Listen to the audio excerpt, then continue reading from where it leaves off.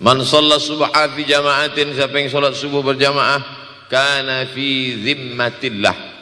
Dalam hadis yang lain, siapa yang salat subuh berjamaah, maka sampai petang sampai malam nanti dia akan mendapatkan zimmatillah, tanggungan.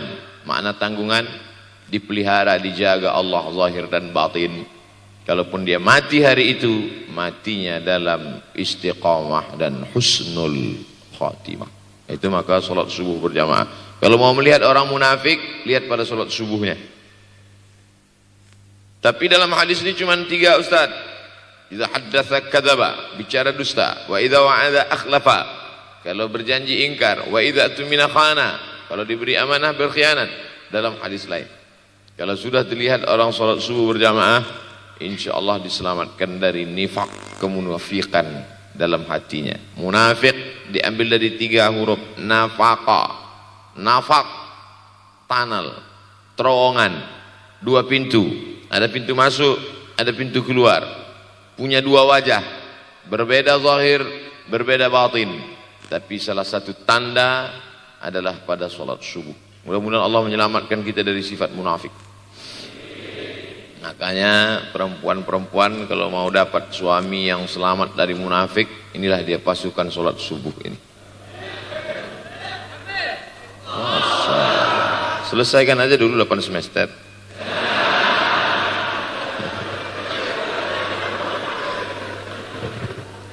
Imam Abu Ja'far Al-Barzanji menulis dalam syairnya, walamma tamma min hamlihi, ketika sempurna hamil Aminah, syahrani 2 bulan, ala ashhuril aqwalil marwiyah, menurut riwayat yang masyhur, tufiya bil madinatil munawwarati abuhu Abdullah, meninggallah abuhu, bapaknya, bapak Nabi Muhammad SAW, Abdullah bin Abdul Muttalib bin Hashim bin Abdi Manaf bin Qusay, di kota Al-Madinah Al-Munawwarah. Ketika itu usia Nabi 2 bulan dalam kandungan. Setelah itu Nabi SAW pun lahir, dibesarkan dalam peluk cium kasih sayang Aminah. Lalu kemudian pada usia lebih kurang 4 tahun dibawa lagi ziarah ke makam ayahnya. Dan dalam perjalanan pulang dari ziarah itu meninggal pula Aminah. Apa pelajaran yang ingin diambil dari kematian ayah dan ibu Nabi ini? Banyak analisa sesuai dengan ilmu orang masing-masing. Bagi psikolog yang katanya pengaruh akal manusia itu dipengaruhi 4, maka kata mereka manusia ini berpikir itu dipengaruhi oleh pertama ayah, yang kedua ibu, yang ketiga bacaan, yang keempat lingkungan. Maka Allah ingin membersihkan Nabi Muhammad sallallahu alaihi wasallam dari 4 ini. Apakah akal Nabi Muhammad itu dipengaruhi oleh ayahnya? Tidak, karena dia tidak sempat bertemu. Apakah Nabi Muhammad SAW itu akalnya dipengaruhi oleh ibunya? Tidak, karena 4 tahun sudah meninggal dunia. Apakah Nabi Muhammad SAW itu dipengaruhi oleh bacaannya? Tidak, karena Nabi tidak bisa membaca. Walladzi ba'atsa fil ummiyina rasulan minhum, Allah yang mengutus dia kepada umat yang ummi, la yaktub wa la yaqra, tak menulis dan tidak membaca. Minhum, dan dia bagian dari mereka, dia juga tidak bisa tulis baca. Apakah Nabi Muhammad SAW itu dipengaruhi oleh lingkungannya? Tidak, karena di lingkungannya zina begitu bebas, tipu muslihat, dan dia tetap dengan jati dirinya bergelar Al-Amin, orang yang paling amanah menurut para psikolog. Tapi ada analisa lain. Mengapa ayahnya meninggal ketika dia berusia 2 bulan dalam kandungan, dan belum sempat pula dia mendapatkan kasih sayang seorang ibu? Di situ pula dia meninggal dunia, ibunya saat dia berusia 4 tahun. Maka salah satu analisanya adalah Allah ingin menjaga Nabi Muhammad SAW tidak sempat durhaka pada ayah dan ibunya.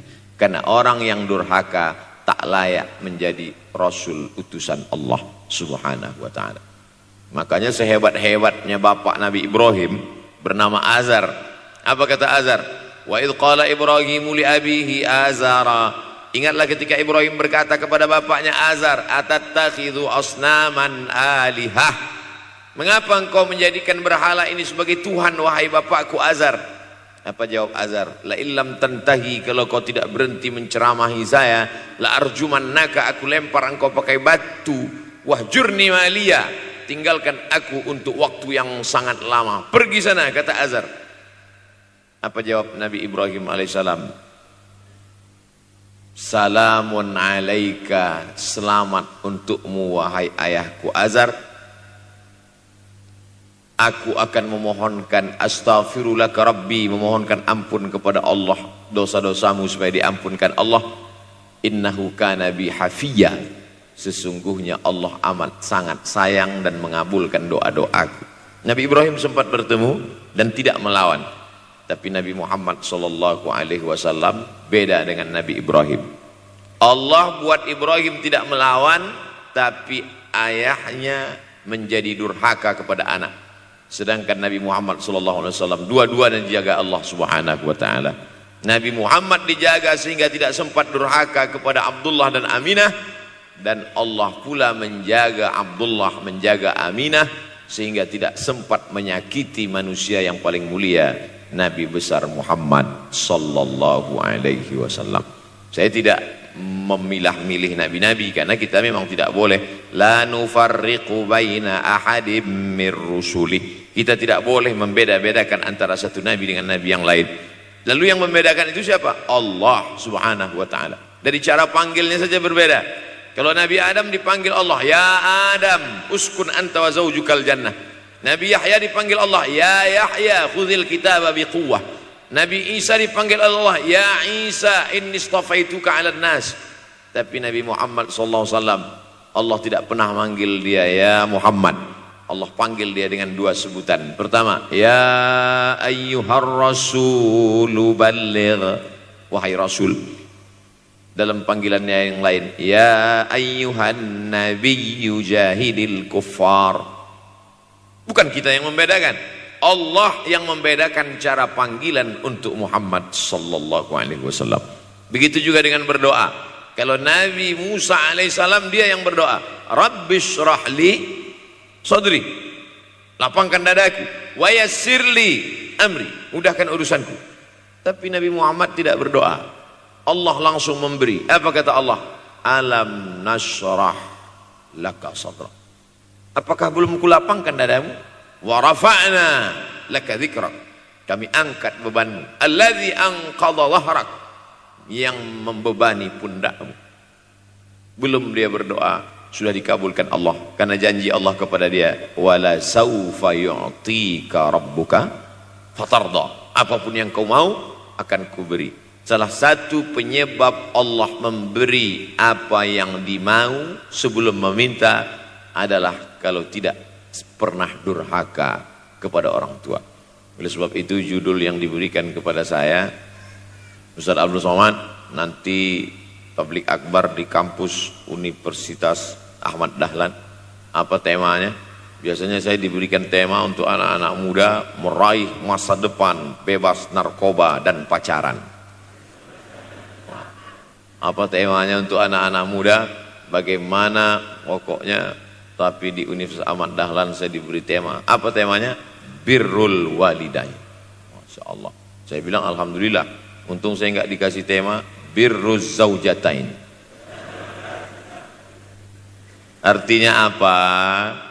Sehebat apapun prestasi akademikmu, kalau sampai tidak memuliakan orang tua, hampa di hadapan Allah subhanahu wa ta'ala. Ada seorang laki-laki, kata Nabi, kalau nanti dia datang kemari minta doa sama dia karena doanya makbul. Sahabat heran, karena sahabat itu definisinya man laqiyan Nabi sallallahu alaihi wasallam wa amana bihi wa mata 'alal Islam. 3 definisi sahabat: orang yang berjumpa dengan Nabi, beriman dengan Nabi, dan matinya dalam keadaan Islam. Maka itu disebut dengan sahabat menurut ilmu hadis. Makanya ketika saya menjelaskan itu ke mahasiswa, Aisyah yang merupakan sahabat Nabi, komplain mahasiswa. Mohon maaf Ustaz keliru. Aisyah itu bukan sahabat tapi istrinya. Kita bicara ilmu hadis. Makna sahabat, man laqiyan Nabi, berjumpa dengan Nabi. Wa amana bihi, beriman dengan Nabi. Wa mata 'alal Islam, mati dalam keadaan Islam. Abu Lahab ketemu dengan Nabi tapi tidak beriman dengan Nabi dan mati dalam keadaan kafir, maka tidak masuk golongan sahabat. Tapi ini ada seorang laki-laki hidup sezaman dengan Nabi dan Nabi mengenal dia, dan Nabi berpesan nanti kalau dia datang ke kota Madinah minta doa dari mulutnya karena doanya dikabulkan Allah Subhanahu wa taala. Sahabat heran, kami yang hidup bersama engkau, kami yang berperang bersama engkau, kami yang sholat di Masjid Nabawi bersama engkau, kenapa doa dia lebih makbul daripada kami? Malah kami meminta doa dari mulut dia. Tapi tidak boleh membantah dan melawan Nabi. Pokoknya nanti kalau dia datang kemari minta doa kepada dia. Setelah Nabi Muhammad SAW meninggal dunia, laki-laki itu pun sampai ke kota Madinah berjumpa dengan sahabat. Sesuai dengan yang dijanjikan Nabi, mereka pun meminta doa kepada dia. Namanya Uwais Al-Qarni. Makanya Uwais Al-Qarni tidak ada masuk dalam buku biografi sahabat. Kalau mau mencari biografi sahabat Nabi, buka kitab namanya Al-Isabah fi Tamyizis Sahabah, atau baca juga Usudul Ghabah fi Ma'rifatis Sahabah, atau baca juga Al-Isti'ab fi Ma'rifatil Ashab. Itu memang buku biografi isinya sahabat Nabi semua. Sahabat Nabi klasifikasi. Yang pertama Al-Ashra Al-Mubasysyaruna bil Jannah, 10 sahabat yang dijamin masuk surga. Level kedua sahabat Nabi yang ikut perang Badar. Berikutnya sahabat Nabi yang masuk Islam sebelum hijrah. Berikutnya barulah ujung sahabat Nabi masuk Islamnya setelah hijrah, setelah Islam kuat, barulah dia masuk Islam. Tapi nama Uwais Al-Qarni tidak ada di dalam, karena dia tidak cukup syarat untuk menjadi sahabat, karena dia tidak pernah berjumpa langsung dengan Nabi Muhammad sallallahu alaihi wasallam. Tapi kenapa doanya makbul? Ternyata dia tidak berjumpa dengan Nabi bukan karena dengki, bukan karena musuh, bukan karena tidak beriman. Dia tidak jumpa dengan Nabi, salah satu sebabnya adalah karena dia menjaga ibunya di Yaman. Makkah di tengah, Yaman di bawah, Syam di atas, negeri Syam. Tak ada hubungan dengan negeri paman Syam. Syam di atas, Yaman di bawah, Makkah di tengah. Li'ila fi Quraisy, perjalanan orang Quraisy, ila fihim rihlatash syita'i was-shaib, perjalanan syita musim dingin, shaif musim panas. Musim dingin mereka ke Yaman, musim panas mereka pergi ke negeri Syam. Kenapa dingin ke Yaman? Karena Yaman ini kalau musim dingin tidak terlampau dingin, salju tidak turun. Kalau pergi ke negeri Syam, salju turun. Palestina, Yordania, Suriah, Lebanon. Suriah, Lebanon ada salju. Maka musim panas Nabi pergi ke negeri Syam, karena kalau musim panas di Yaman panas sekali. Sedangkan ke negeri Syam panasnya tidak seberapa. Perjalanan orang Arab Quraisy ini diceritakan Allah, di negeri Yaman itulah tempat kampung Uwais Al-Qarni. Tidak sempat dia berjumpa dengan Nabi, tapi doanya lebih makbul daripada orang-orang yang berada bersama Nabi karena keutamaan berbakti kepada ibu. Kalau sama ayah boleh ngelawan Pak Ustaz? Enggak juga. Jangan ini nanti dijadikan dalil. Kamu kenapa lawan bapakmu? Ada seorang laki-laki. Ini kadang jamaah pandai motong-motong ceramah saya, hanya untuk mencari pembenaran. Sedangkan kita ngaji ini mau mencari kebenaran.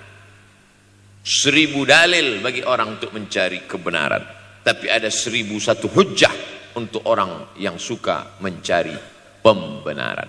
Nah, jadi kalau saya bicara tentang ibu, sesungguhnya ayah sudah masuk, karena tanpa ayah kita juga bukan apa-apa, dan bukan siapa-siapa. Walaupun jatah ayah sepertiga, sedangkan ibu lebih daripada itu.